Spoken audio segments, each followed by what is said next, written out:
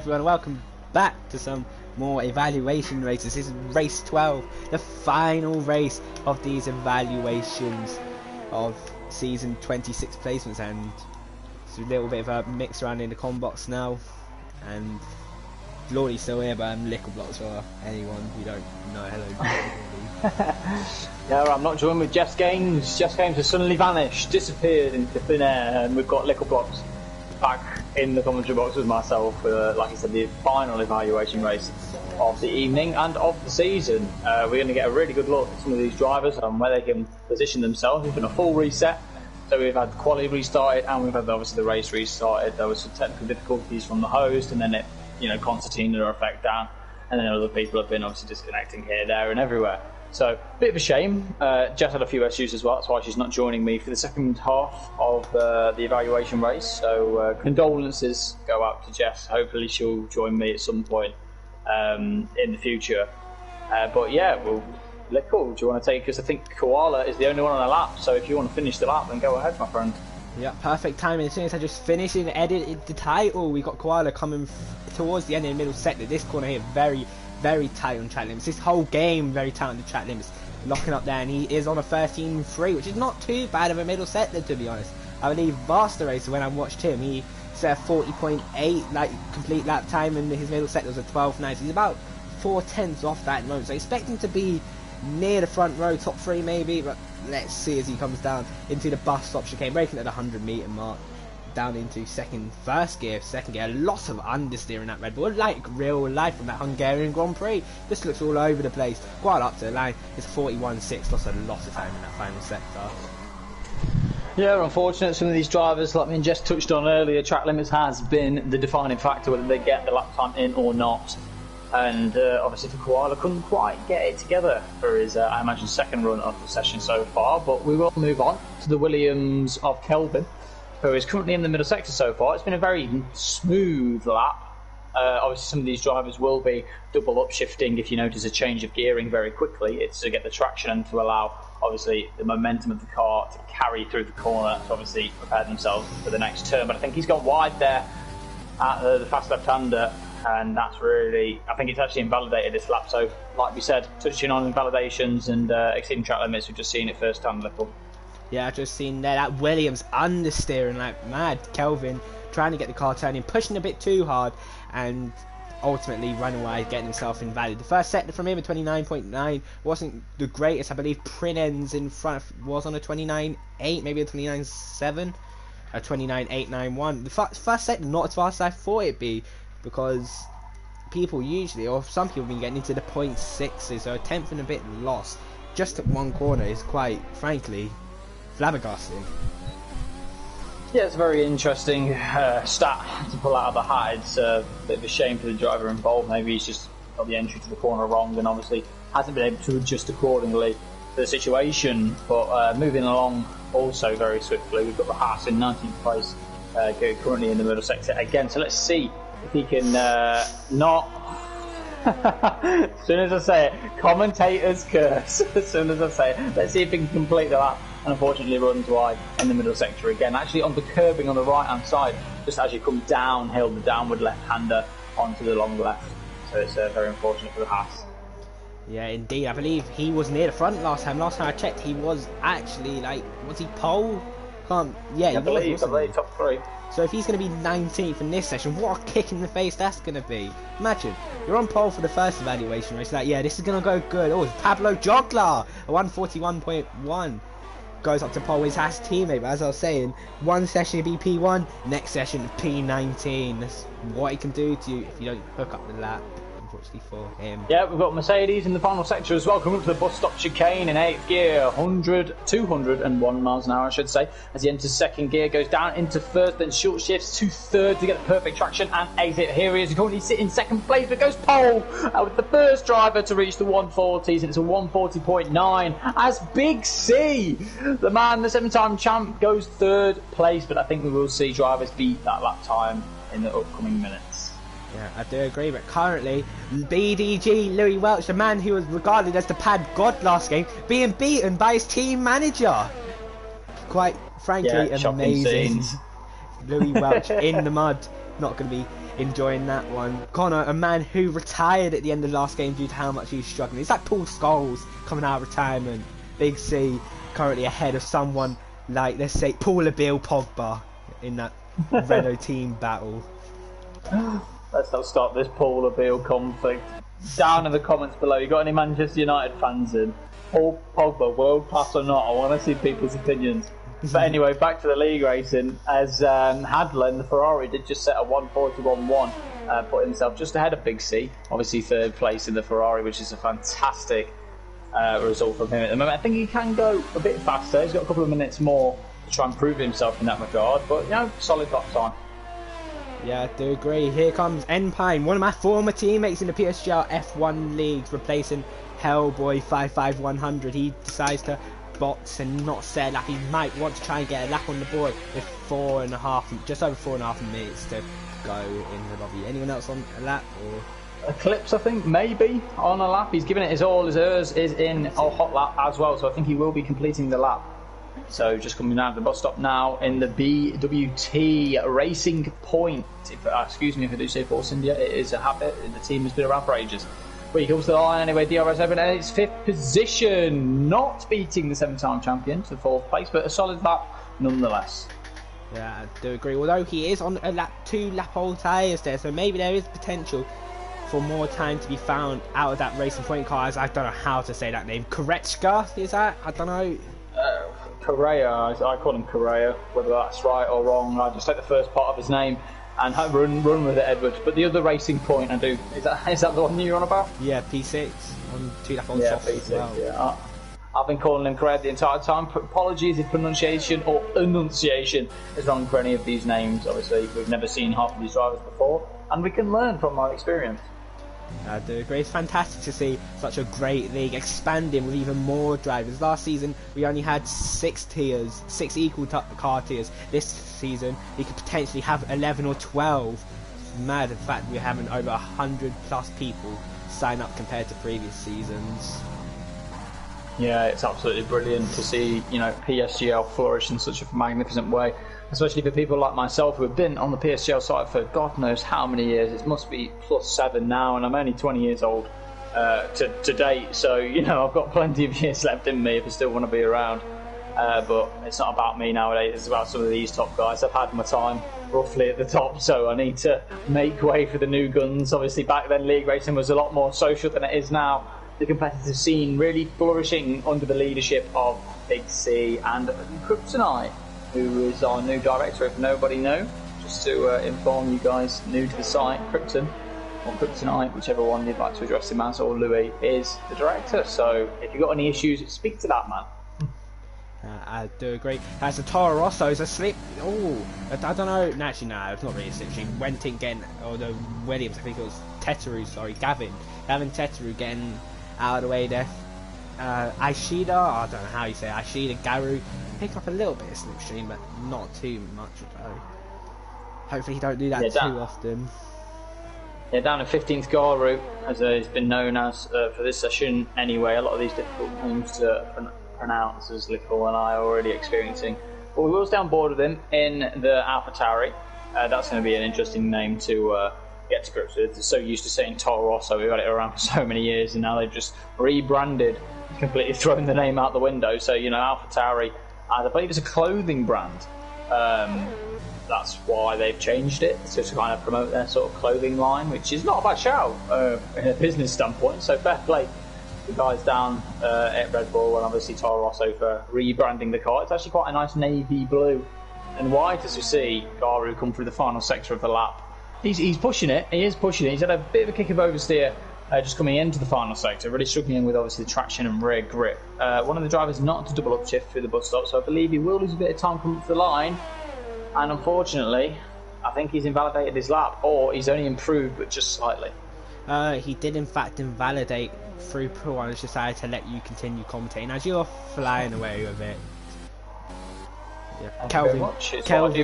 Kelvin invalidated his last lap, so he will be starting P18. One I want to watch though is Cometa Sammy Bean, the Spanish driver down in P19, who was at the front last session. All the pressure's on him now to deliver.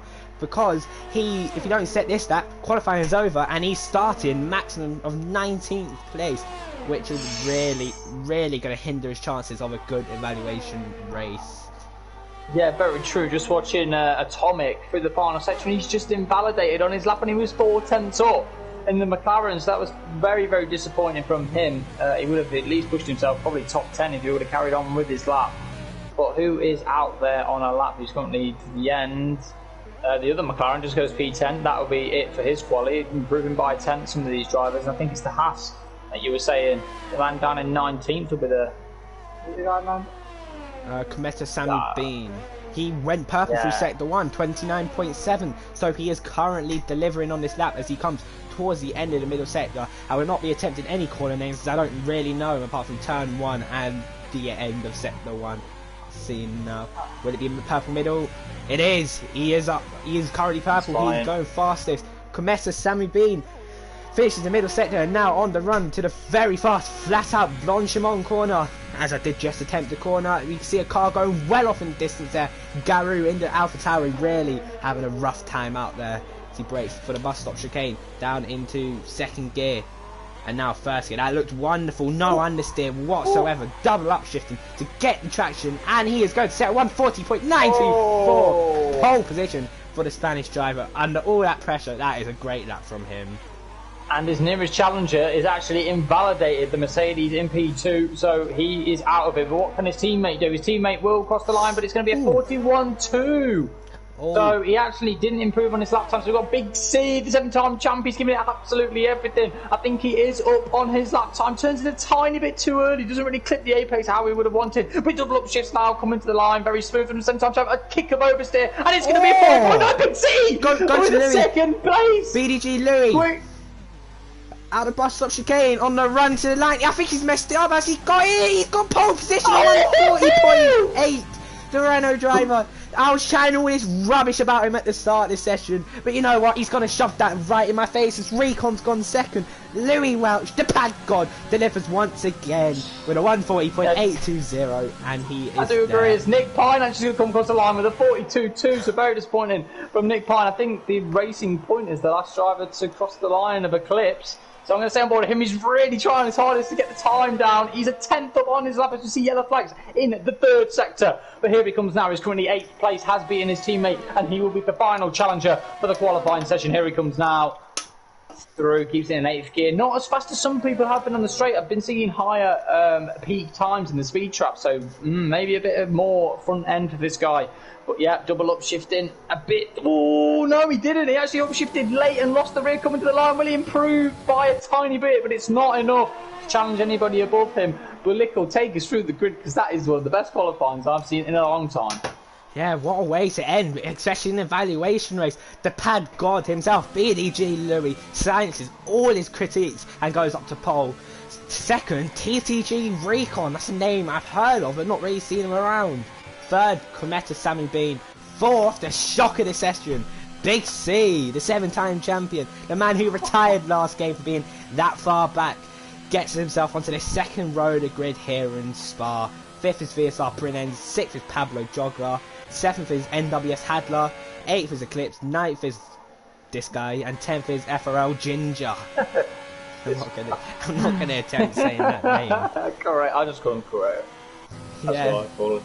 11th, but yeah, as Lickle says, fascinating top 10. I can't believe it. You know, Zlatan Ibrahimovic-esque. He gets older, but he gets better. Big C. On the second row of the grid, and he's going to be ecstatic with that. What a lot. Yeah, really good from him. We've been trying to tease him to come back a little, get back into the main leagues, because clearly the pace is there. The pace is there. But he doesn't think so. We'll see from the rest of this race. So I went through the top 10. I'll just go down from 11th to the back of the grid. So in 11th we've got Wenting, 12th Koala, 13th Cortez, 14th Gavin, 15th Sneaky, 16th Garou, 17th Marvin, 18th Atomic, 19th Nick Pine, and 20th PSC Kelvin, not setting a time. Yeah, very disappointing for Kelvin. I think he would have obviously liked to get a time on the board. Not one for trying. He was out there obviously 4 times, I believe, really trying to get a lap time on the board just to see what he can do. But it is all about the race. The quali does give a slight indication of your pace, but the race, if you can keep it consistent and if you keep it in slipstream and DRS, you're going to go places. We've seen a lot of disappointing drivers who have said that they can do, 40s in the qualifying sessions, which is obviously world record setting. As you can see, Louis just got into the 1 minute 40s, and some drivers like Recon as well just getting into the 140s. But then you have drivers who said that they can do better than that, but then set 141.7s in their evaluation race, which is very clownish. Yeah, I just double checked to make sure I put the formation lap on, so I wasn't confident with myself. I didn't think it really got over the lobby settings, but it is all good. I'm just going to go toilet while the formation lap is getting underway, so Mr. Lordy, MK, the stream is all yours. Well, just how I like it. On my own. Back in the comms.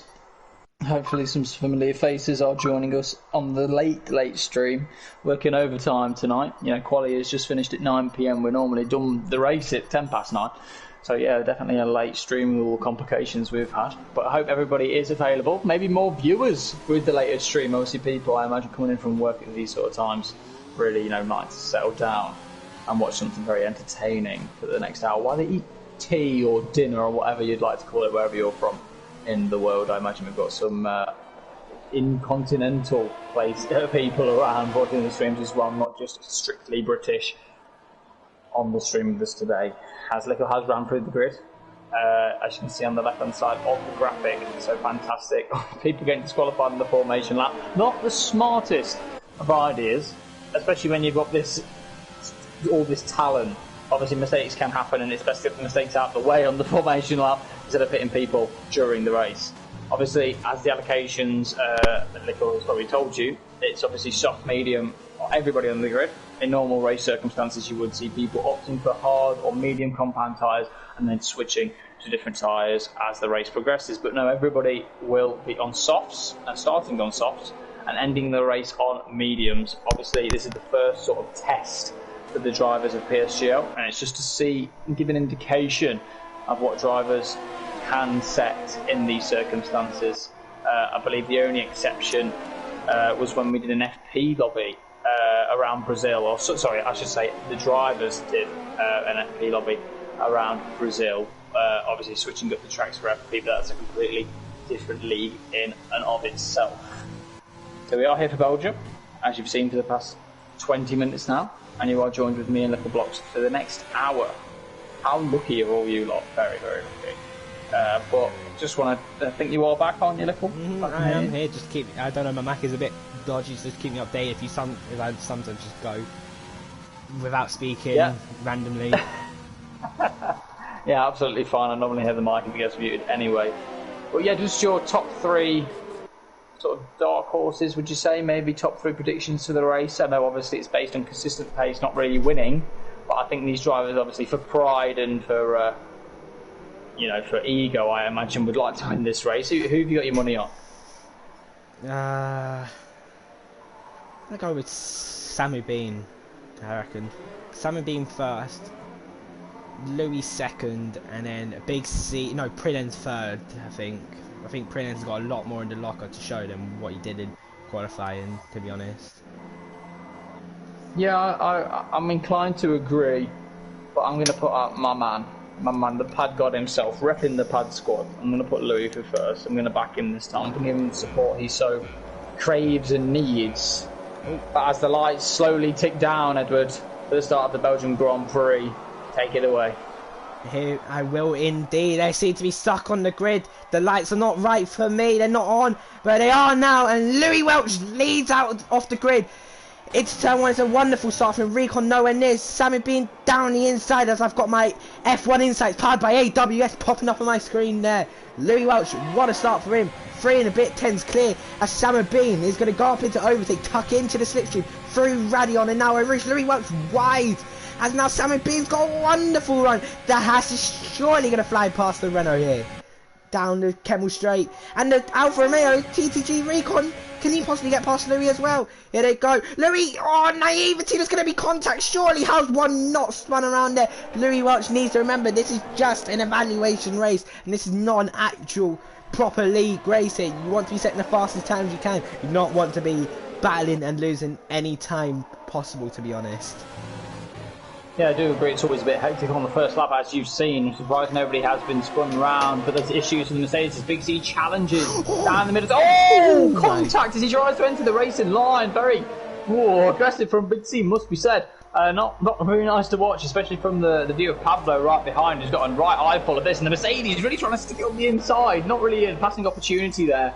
So these drivers getting a bit flustered under the helm, Edward, as they approach the final sector. Yeah, I do agree. It's just a bit brain dead, to be honest, going for silly moves like this. You've got to try and stick in the slipstream at this track. Belgium, with the fat straights there are, if you don't have DRS or slipstream, you may as well wave bye-bye to your good evaluation race. I had it last year, fell out of I was in the middle of two separated trains, and I had no DRS. I was doing like 8/10 a lap to everyone. This is not what Prins needs to be doing. Just sit back and wait for a minute and maybe try to undercut Connor at the pit stop window. Yeah, I do agree. There's contact further down the grid, 11th and 10th Eclipse, really getting close to Koala. Koala trying around the outside, really wants to get a move on. He's going to go around the outside of turn 1 again, maybe do the up and under, but it looks like Eclipse has really covered that off well, and I don't think there'll be any sort of manoeuvres there. So we see Garu, who has spun round at turn 1 and hopefully hasn't overheated the tyres too bad, but hopefully he can continue and carry on and get some good lap times. But there is battles all over the place, isn't there, Lickle? Yeah, I've got a feeling Koala might be stuck in overtake here because he is using a lot of it. He had it up. No, he's not stuck, never mind. But he was using it through radio and no route, which is, to be honest with you, very, very risky. As I get the point code, Masters. F1 Insights powered by AWS once again, popping up on the screen for the third time in the space of a lap and a half here in Spa. Yep, powered by AWS, so what Nick was saying. So just to let you know, for the fourth time this evening, that it is powered by them. Just scrolling through the grid now. Hopefully the grid can settle down at some point and allow the drivers who are maybe got that extra tenth in them to really, you know, push a bit further away. I've got it again. As you see the likes of Koala already picking up a penalty, and the likes of Garu, who's obviously had a spin, so really struggling with them tyres, picking up a penalty as well, which is definitely not what you want, especially around the likes of Spa. What a mate. Yeah. On board with the Mercedes driver VSR Prince all over the back of the 7-time champion Big C. Big C's done a good job to get back into comfortable slipstream range here, and he is now going to be able to farm DRS off the Alfa Romeo driver ahead of TTG Recon, who is on the cusp of dropping out of the DRS here. It's 7/10. He has got it down, to be fair to him, through the final set. He's got it down even further, unless the timing is a bit glitched. QBR sneaky getting a penalty. I think that's our third penalty we've seen already this race, just showing how strict the track limits are around Spa this year. Yep, track limits, as I've said, for the umpteenth time has been the deciding factor of qualifying laps, and obviously penalties during the race. But a lot of these drivers are looking a lot faster than some of the guys ahead of them, and I think Gavin really does need to clear the McLaren ahead of him, 13th. He's been all over the back of him so far and is using a lot of overtake, as the McLaren has acknowledged, but I think Gavin's going to go for a move anyway, down, up the inside. Oh, the McLaren's locked up and he's going to go across the curve. That's definitely a warning, and Gavin's going to stick up the inside. Is that naive? No, it's not naive from Gavin, but he's under attack from the other McLaren of Atomic behind him, as Gavin tries desperately to get past one McLaren, and he might fall behind the other. Yeah, I do agree. I'm just watching this battle now, and to be honest with you, look at the time they have lost. IGK Wentink has pulled the second gap, but Wentink's almost lost DRS as well, as after seeing the McLaren there understeering off that poo, and that would have been a warning for him. But the battling is just costing these guys unnecessary time. This is not what they need to be doing. They need to be smart about picking up their overtakes here, to be honest, because this just losing, as I said multiple times, they're just losing unnecessary time. Yeah, I think your racing brain's got to be in overdrive as people keep picking up penalties left, right and centre. It's not good to see. You know, we're only on lap 3, and I know you're trying to push the limits and go as fast as possible, but getting penalties this early on is quite shocking. So some of the guys need to just relax and get these consistent times in without getting penalties, because penalties will affect the result. We're obviously seeing, you know, gaps form in the pack, so we will see, you know, battles ensue as people lose and drop back and lose the DRS and slipstream. But yeah, like you say, Lickle, the racing brain has to be on, and I think Eclipse is one of them people who really needs to just pick his moment, because he looks faster than these guys ahead. Yeah, speaking of people who are faster, look at VSR Prinens almost all over the back of Big C out of Eau Rouge there. Literally side by side pretty much on the exit. And I think Prinens is going to get himself past the 7-time champion. And I think that is the best thing for his race. I think Big C is just starting to struggle the slightest bit here now. He had good quali pace, but I think now compared to the guys ahead of him, he might just be a little bit out of his depth to the top 3, locking up there. And now got Pablo Jogler, the hash driver, right up his gearbox. Yeah, I think he will regret picking Spa as the evaluation race, as you watch him have a moment here and there locking the brakes, and obviously really struggling with the consistency, as we've specified so much that it is the key. And as you can see, the time has already been lost to the front guys. 1.5 seconds is the gap. I don't think they'll be able to catch them guys back up, only unless Prinez has got some turbojet engine in the back of that Mercedes, which he does actually seem to be closing, so I might be biting my tongue in a few seconds, Lickle, because he's taken 3/10 out of the guys ahead already. Yeah, who knows, VSR Prinen's gap is 1.1. The problem is, if you don't get DRS, by the time the detection zone has come up to him, I think it's race over for him, so I can't see him catching unless he decides to undercut them and produces a worldie of an outlap to get back within DRS of the guys ahead. See, the gap is 1.3 at the detection zone. Yeah, he's not going to be getting DRS, Lordy, so I think it's going to be a very difficult time for him now to defend from the cars behind. Yeah, true. I think it is a strategic game, Formula One. Unfortunately, not like some of the earlier years. You know, DRS is the main factor of overtakes around most circuits, and Spa is probably the worst, I'd say, for overtake potential. I think Spa and Monza are probably top 2 for overtake potential. There are obviously Austria as well. There's definitely up there. There's so many straights of DRS that you can get, but it does give opportunities for people like Big C to obviously close the gap, and Big C is, to all of his credit, hanging on, regardless whether it's just in the DRS and slipstream. I'm not too sure, but if he's keeping within 1 second, he's doing his job right, in my opinion. Yep, and going down to P13 and 14, the two McLarens and the Williams are still fighting away up ahead now. Just once again costing themselves the timing. The McLaren, I think, is the faster of the two. He has tried desperately to get past the back of the Sofina sponsored Williams car. Yeah, he does look like he's trying every opportunity he can. As he shifts to 6th gear, that's going to ruin the gearbox through there. So he's really got to be careful. You don't want to be wearing the gearbox and obviously losing performance down the straights, because obviously the straights on this track are key to keeping within the 1 second rule that we have been banging on about. But Gavin was stuck behind this McLaren earlier, and he's been given the opportunity to stretch his legs now. And can we see Gavin pull away and get DRS to Tim Wenting ahead in the Mercedes? Yeah, I'm just watching the two up front, Samu Bean and Louis. I think Louis is just trying desperately to keep within the second, because I feel like Samu is the faster man out of these two. Louis with a 46.0 compared to Samu's 45, I think. 45.999, so just about faster than Louis. But Louis, to be fair to him, has got a really good run out of turn 1. I wonder if he'll try to challenge the Haas driver, or he'll just farm his DRS this whole race here. I'm not too sure, but I think Pablo's the one to watch, because he's really on the back of Big C right now. Pablo, the closest guy I've seen coming up the chicane. As we see a couple of guys pit as well. We've got Ginger, we've got APG, and we've also got Sneaky in the pits for the set of medium. So early stoppers, which could play into their hands, but also they're not going to have the DRS and slipstream for this outlap, so they've got to really push it as hard as they can. As we see Eclipse, and Eclipse is off. Eclipse is round. Oh, naivety from Eclipse. I don't really know what he was trying to do. But I think Koala actually went around his outside, and it seems to have caught Eclipse off guard, and Eclipse just kind of turned into the slide, trying to correct it, and completely lost the rear, and Eclipse, is obviously round down in 17th place, and maybe evaluation over for that man right there. Who knows? Eclipse, formerly known as VRT Sam, the man who won many departures to leave the Vortex Racing team, currently running solo under the name Eclipse now, and is turned into a disaster for him, because the man who's just pitted, of FRL Ginger, is on the back of him. We've got more yellows in sector 3, and it is who is it? There was yellow flags briefly. I think it might have been Wenting. It was Wenting. Yeah. Wenting lost a lot of time. I think he might have had a half spin there and just about kept it out of the barrier.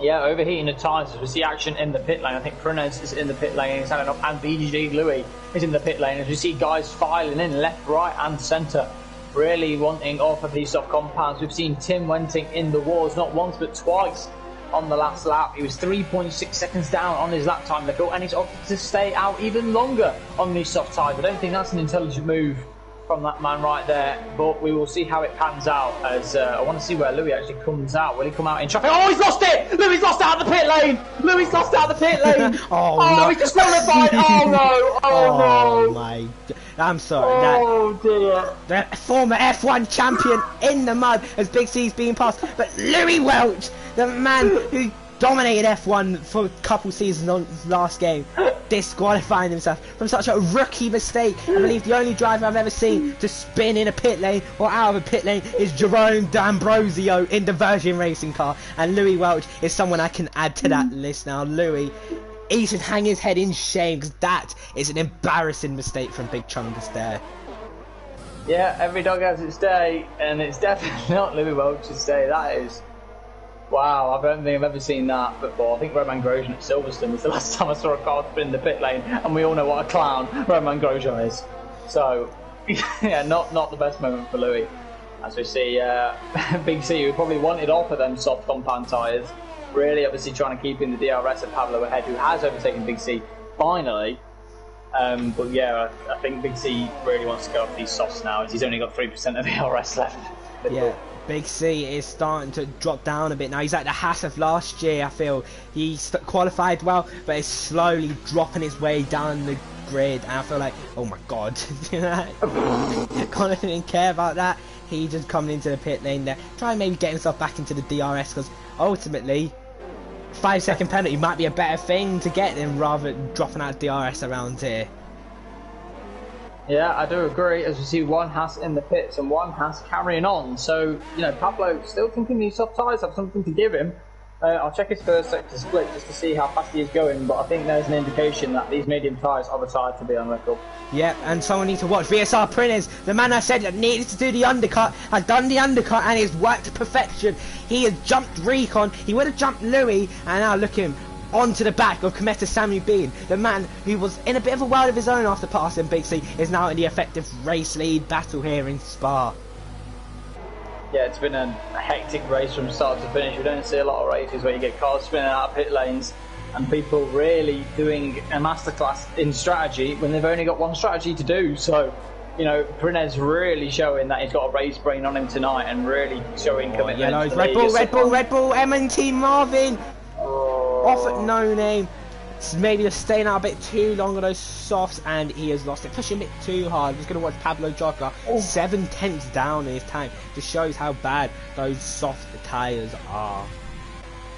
Yeah, I do agree. Big C speeding in the pit lane seems to have actually helped him. He's got ahead of Adler, and he's actually kept ahead of Correa as well. So very, very sneaky tactics from Big C there, as I think Correa will pick up a penalty soon enough. I've seen him run wide a couple of times, which is a shame, but he's got some serious pace as he is approaching the back of the Ferrari Hadler now. So we will see if he'll do the move either this lap or he'll wait until the end of obviously the top straight to see if he can make a move second DRS straight.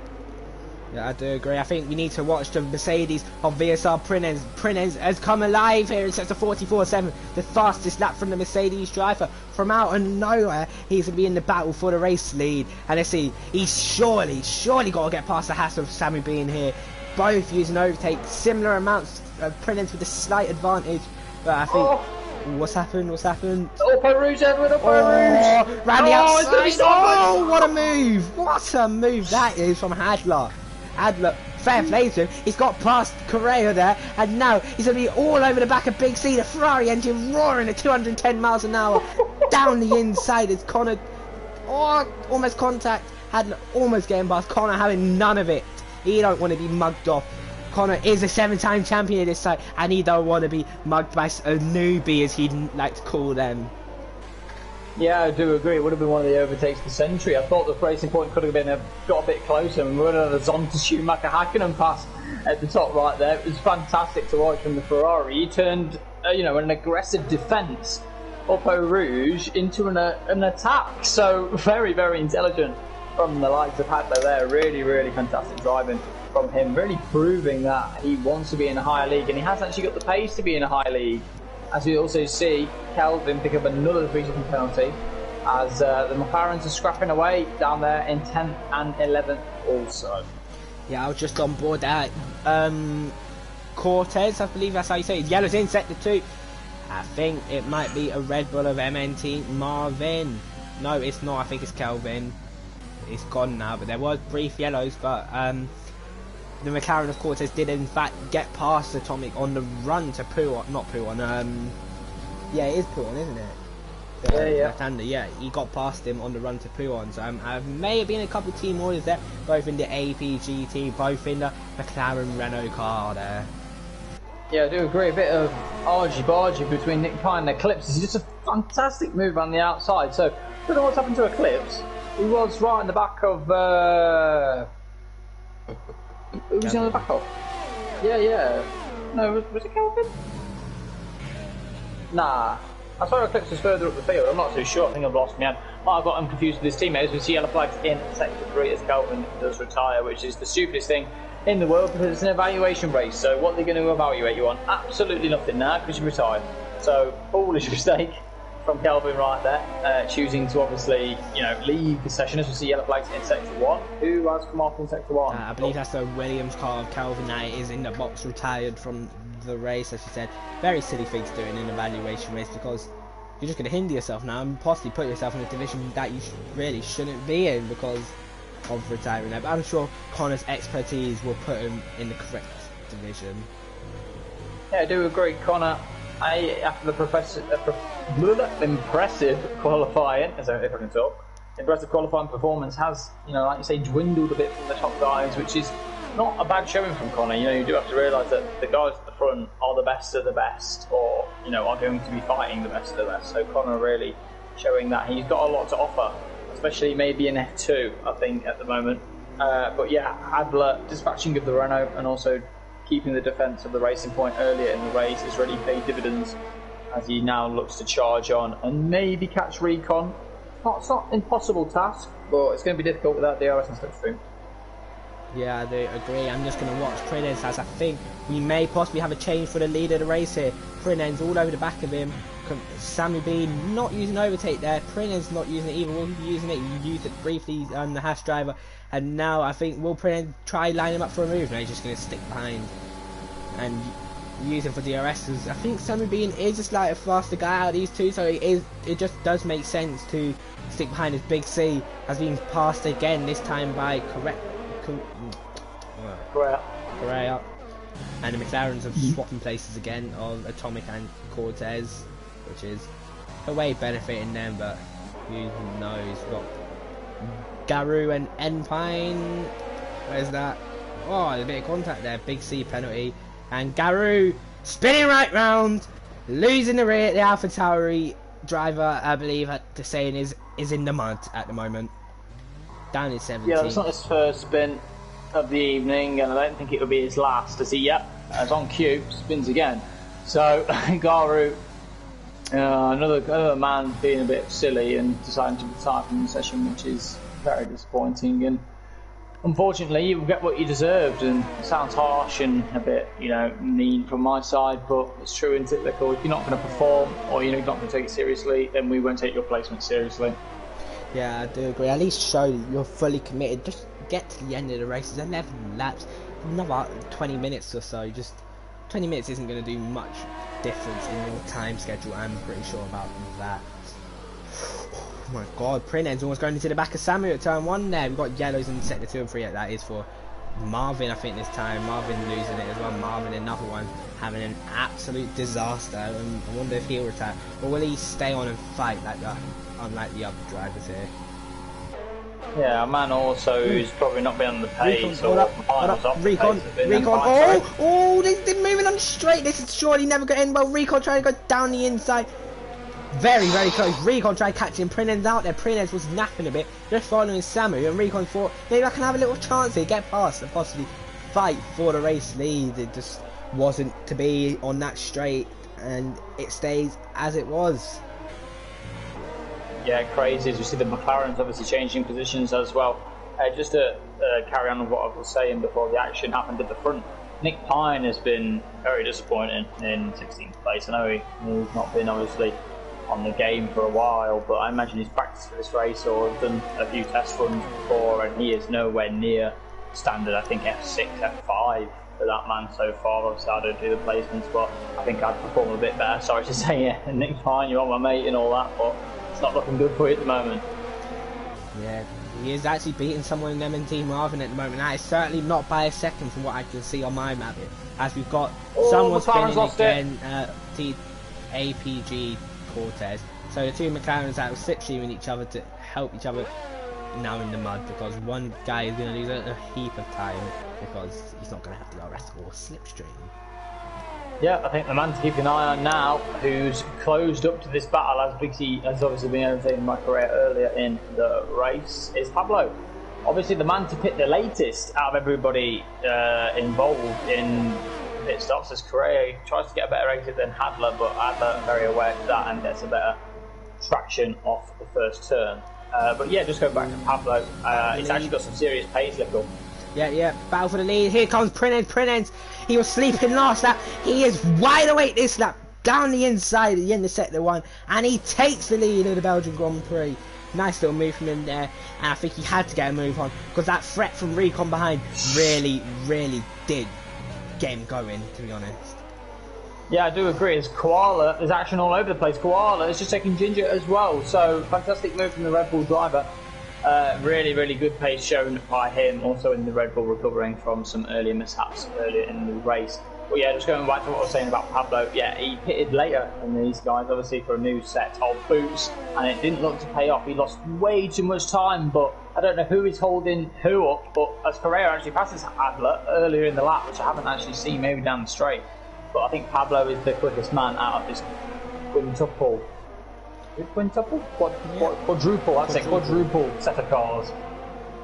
Yeah, with Koala 3.4 pound. I don't think we'll see him catching unless he puts a turbo engine or like a jet in the back of that car and Big Bullet Bills it down the straights pretty much. Big Bullet Bill, not a bullet. Some people were saying liquid. Some people thinking it was a rocket.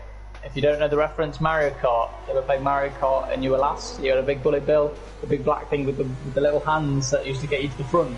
Yeah, some people thinking that wasn't a bullet, even though his name is Big Bullet Bill, so very interesting interpretations. Yeah, I've just noticed in the chat, we've got Cameron Young saying, go to comms, got a fan form, we'd like to thank you for such wonderful compliments, Mr. Young. I'm sure Lord he does. Yeah, I do agree, thank you Cameron. I know you too well, must be said, over the years. Always nice to have a few compliments from the viewers as we see Adler actually not challenging Correa for fourth in the racing point. He's just sitting back, having a bit of a chill pill, wants to have a bit of a orange squash with his league race tonight, and I think he's really enjoying the experience in that Ferrari. Yeah, I mean he's done a solid job, Adler. Very quiet race for him, to be honest. I haven't really seen much of him. So you know what? We'll ride on board with him in the Ferrari car here as he's on the run to pull on. Correa's actually pulling away a bit here, so Correa's showing decent pace. Gap is 6 seconds. So we got someone spinning around. It's Sneaky. Sneaky's got on that outside curb on as Eclipse has left the session. Spinning again. If it adds another one, if you're going to retire, if you're not going to finish the race, you won't be placed well. That is just a poor mentality. A poor mentality. You always go to the end. You always try and go to the end to show what you're worth. Yeah, I do agree. Couldn't have said it better myself. Some of these drivers really need to have the racing brain on, like I've said multiple times during the race. But it's really heating up between these guys now. We've got lovely battles spread across the track. We've obviously got the quadruple set of Big C, Correa, Adler and Pablo, which I think Pablo will make his way through the field at some point. I think he just has that extra tenth in him that he can really push, but he is running out of time. And obviously we've got the front three of Recon, Samu Bean and Primes, or Prinens, who is actually the fastest man on the grid. I think Prinens, especially where he started, has been pretty goated, not gonna lie. Yep, I did say at the end of qualifying, Prince did have a lot more to show, and he has proven me correct here. Currently leading the race with about 7 laps to go. Been a very good Spa race, to be honest. Very good for an evaluation race. There's been the drama, there's been some shocks, and there's been good racing. There's been a few questionable things. He's had it all, to be honest. The only thing he hasn't had is a safety car, but that's because the safety car is turned off in this, of course. Yeah, I'm glad that there's no safety car. Sometimes the safety car can really kill the momentum of a league race, especially seeing people drive at their limits for a consistent amount of time. It's quite hard, obviously, to adjust to the slow pace of the safety car, then to pick yourself back up and race at full capacity once again. So it's quite nice that these drivers are really sharing their endurance to us over the comms. As Gavin pushing a bit too hard has picked up another penalty of 3 seconds, chasing down the McLaren in 12th place. Yeah, I do agree. Gavin apparently on 21 Apple memes, but we've had 15 laps of this race, so Codemaster's back at it again. We'll see what he can do. I want to keep an eye on that front three because they are in a very close proximity with each other. 5.1 ahead of their closest rival, Correa, in the racing point, or some people like to call it the tracing point, which I think is quite a smart pun, to be honest, because racing point is some of its expertise. I say it was a very smart thing from Racing Point, to be honest. If it is all legal, going to see why more teams do it. Yeah, I think it's a very good business investment from Racing Point. As I'm just staying on board with Pablo, who's got more ARS than Connor, who this like quad squad, to call them, from 4th to 7th, has not got a lot of ERS at all. So these guys have got to be really careful where they're using it, especially Big C and Correa. Correa's got 3%. Screwed. He's going to get past it. Hadler down the inside, and he is through. Correa just not using the ERS in a wise way. And you see, I said the gap was 5.1 not long ago. It's now 5.8, which shows how powerful the DRS is when you don't have it. Yeah, I do agree. Obviously, Codemaster's really trying to get the system right. It's a lot better than what it was last game. I think last game was quite pathetic. How you'd have to shift between 5 settings, especially on a pad. If you know, being a pad driver, how difficult it is. It was extremely difficult to obviously change, to low and to none in the corners, and then get it straight back up. Really consistently. It was impossible for pad users. Only Louis Welch was the man who could really pull it off. But that man has been disqualified. So. An embarrassment from BDG, being beaten by his boss, the man who. There we go. Sorry to interrupt, Lickle, but Big C's made a mistake, and I didn't say Pablo had that extra 10th. And is it going to be side by side? No, Pablo gets the move done early as possible as Big C recharges the ERS and might actually have to go back, going into the bus stop. But do they want to lose the ERS and DRS? No, they don't. As Pablo, look how much speed he carries through the bus stop chicane. He's got just extra tenths to give. But Big C's not going to enjoy seeing the rear end of that Haas. Who really does see the rear end of that Haas in 2020? I don't think anybody apart from Williams sees the rear end of that Haas. It is awful this year. But I think Pablo, like I said, is the one to push these guys a bit further. He has got the extra 10 in the bag, and he's really showing it now as the last stages coming in. Here we go for the battle for the race lead. Here comes Samu Bean. He's stuck behind Prince for a few laps there. He let his battery recharge, although he was on less than 10%, and takes the lead away from the Mercedes driver. Up into P1 goes the Haas driver. We've got one Haas driver down in 6th, the other leading. It's just these three have played it perfectly. Oh! Recon. Sorry, Recon's going up the inside. Yeah, we're making some mistake from Prines as he's just locked up there going into the long right-hander, and he's really messed up his braking, but I think Recon's played that very smart there. He doesn't want to lose any more time for Samu Bean ahead of him, and he's really playing it smart. He's been the third party throughout this entire battle. He's really just sat back and watched these guys as they've been trundling along very nicely, 1, 2 and 3, but he knows that he's got to keep it in the DRS if he wants to have a chance of catching Samu Bean and maybe passing him for the win of this race. So keep your money and your eye on Recon, because he's the one with the intelligence at the moment. Yeah, I do agree. I'm just watching this now, though. I do want to keep my eye on this quadruple car battle here as well. And then we got this one, the triple car battle, or triple and quadruple car battle. And then it's just a bit spread out. If you look at the little full map on the right hand side there, the 2 trains, and then cars that go 2 by 2 by 2, separated by about a couple of seconds to each other. Yep, I do agree. It's mellowed out a bit. in the latter stage, which is natural for an F1 race. Obviously, the tyres are starting to degrade, and then really the drivers are really trying to adjust to find the areas of grip and to really see where the performance of the car is in terms and try not to overheat the tyres. There's so many aspects of league racing that you've just got to prepare yourself for. Sammy Bean goes in the defensive, but I think he's going to give up the ghost, which is the intelligent thing to do. Save fuel and not save ERS actually. He's going to try and stick it back up the inside. No, as you know that. Brunel's go back into the lead, which is very smart, but he might have a go down into that. He's actually running low on fuel, Edward, and on ERS. Yep, the last thing these three want is a collision that wipes them all down the grid. So someone like Correa could win. Someone did say earlier, Correa for the win. Just imagine. A very bold prediction, but if something happens between these three, he's right there to surely pick up the pieces. Yeah, a lot of these drivers have actually been very consistent. And oh, Pablo's made a mistake at the fast left-hander. Oh, in 6th place, Pablo's really lost it and given Big C an opportunity maybe to pounce, but I think Big C will sit back and take the slipstream into Blanchimont later in the lap. But yeah, Pablo really trying to find the grips and push the limits, and he's struggling now to try and eke out these tyres.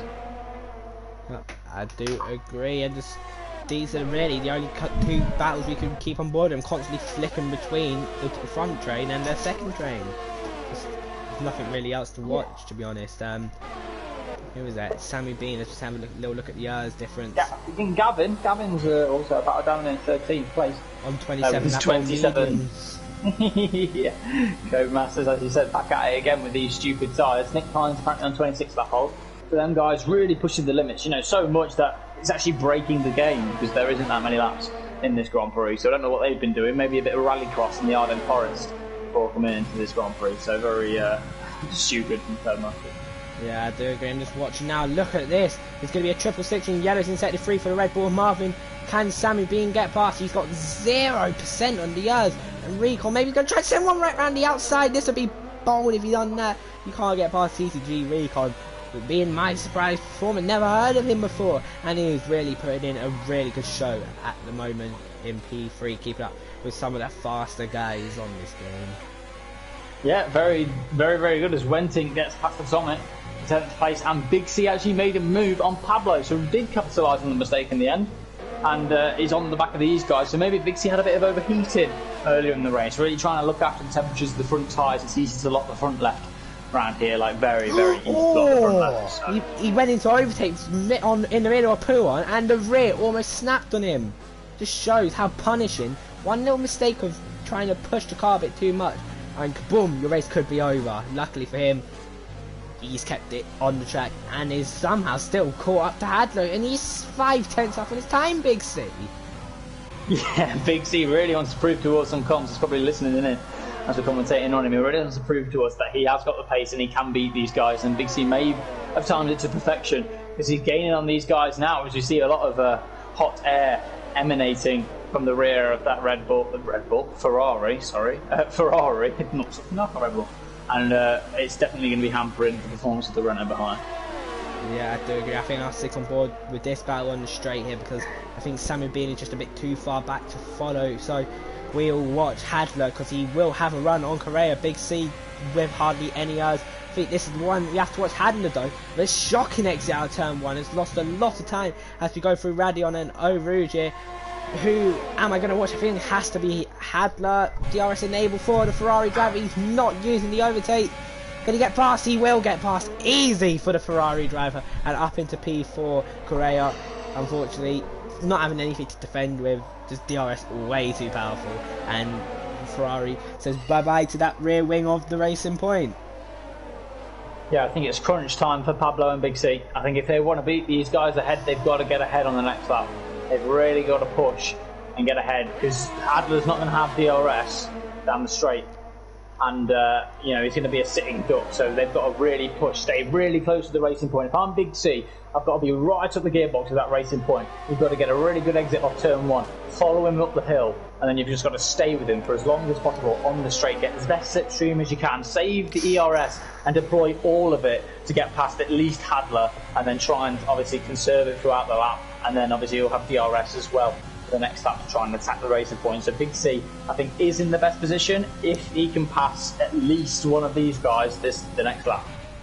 Yeah, I do agree. VSR Prinez in the lead is actually going to get DRS from Eclipse's Rage Quit car in the racing point there. So yeah, he's got DRS just holding himself, help himself defend for the lap here. Currently on a 145.2 for that lap. I just want to see what Big C does in comparison. Big C 45.6 losing 4/10 to Prinez there. So not too bad. Will Prinez have DRS on the straight? I don't think he will, but no, he won't. Definitely not. He's got yellows in sector 2. And it's Marvin again. Absolute disaster for him.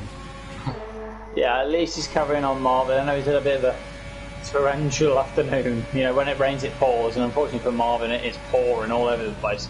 As we see, Big C get passed by Pablo. Oh, you know, and that's not contact! Recon round! I said something would happen, and it has. Naivety from the Alfa Romeo driver there. Tried keeping it round the outside, and unfortunately, he spun himself around, and now he's going to surely be vulnerable to the Ferrari driver of Hadler. I'm just going to have a little feedback on stream to see who was at fault for that. I do believe in an evaluation race it is a bit risky to go for a move round the outside at the end of sector 1 there. But it may be me, it may be just me judging it wrong, but he was a bit behind on the braking there. And yeah, I think it's a bit naive from Recon, to be honest, watching on the replays, to be going for a move like that with only a lap to go. Yeah, I think you've got to take your opportunity when it comes, and maybe you've mistimed it, but I do appreciate that Recon is obviously been very intelligent in waiting so long to obviously attack these guys, and he needed to get past at least some of being if he wanted their chance of the win. So I do respect Recon's decision. On this occasion, it hasn't worked out. Still is in 3rd place. But you know, when I said Big C could have to attack these guys for DRS, he's now slumped back behind Pablo by a long way as well. So Big C, you know, using all the resources he's got, and it's not paid off. And Recon looks a sitting duck. Lickle, his tyres must be screaming with overheated temperatures and no grip left. And Adler, it looks like an easy podium take. Yeah, I do agree. It is surely going to be it's a quintuple battle now, Lordy, as you were saying earlier briefly. The quintuple battle is here. Recon, surely will he be able to defend? Hadler using overtake, he decides to take it off through a roof so to not have any risk of losing the car. Not only Recon hasn't got any DRS or any urge, he's got hardly any fuel to play with either. So here comes Hadler in the Ferrari from a position that looked like he could possibly win. TTG Recon has lost the podium here. It's down to P4. Just one little mistake has cost him dearly, and he is now no longer in that podium spot. Yeah, I do agree. Adler should be cruising to the podium now. I'll be very surprised if Recon's got anything left to attack with. He's got no fuel, he's got no ERS, and he didn't, you know, anticipate this outcome ever happening in the first place. So I don't blame him for not having anything left. But he might challenge, not too sure, but I think he's got to watch his back because Correa is looking very, very feisty, even with only 6% of his ERS left. Yeah, I do agree. Joglar's dropped that DRS range. Not like it's going to matter now because there's no more DRS on this track. It's going to maybe go to, I'm going to have to go to Prinens, I think. Yeah, Prinens should be good. Sammy Bean, he's alright. This is what I need to watch though. Recon vs Hadler, because this really could go to the bus stop chicane here. On the run to Blanchimont, Recon's got no airs to play with. It's going to have to be an almighty send from the Alfa Romeo driver here. I'm going to have to go to the race lead in a second so to watch Prinens cross the line. But will Recon try and launch one? Fire chicane, he's going to launch it from an absolute mile back there. His contact, props to him for going through it. Prinens has one, I can't go on board with it because these two are so close crossing the line. And the man who gets third is... Wait, Sammy Bean drops... Hadler got second, yeah? Sammy Bean drops to third. Hadler from out of nowhere gets second. Prinens is your winner. Hadler second and Sammy Bean third. Joglar fourth, Recon fifth, Correa sixth, Big C seventh, Koala eighth, Wentink 9th and Atomic 10th with Ginger 11th, Wentink 10th. Wentink 10th by half a tenth. Massive. Yeah, Gavin overtaking the McLaren on the final lap and the bus stop as well, very close to the line with them guys, as well as did he just go from like 12th to 9th? I don't know. I think Cortez just went from like 14th to 9th. I'm not too sure. Probably might have to check that on the stream just to make sure. But yeah, it looked like he jumped 12th. A lot of cars. Maybe not no penalties. Yeah, he was 12th, so he's done decent there to keep himself alive. As we're just going to watch. Yeah, very good. Marvin, no. A miserable race for him. He's going to set a... Yeah, miserable race, but he's finished. So well done to Marvin.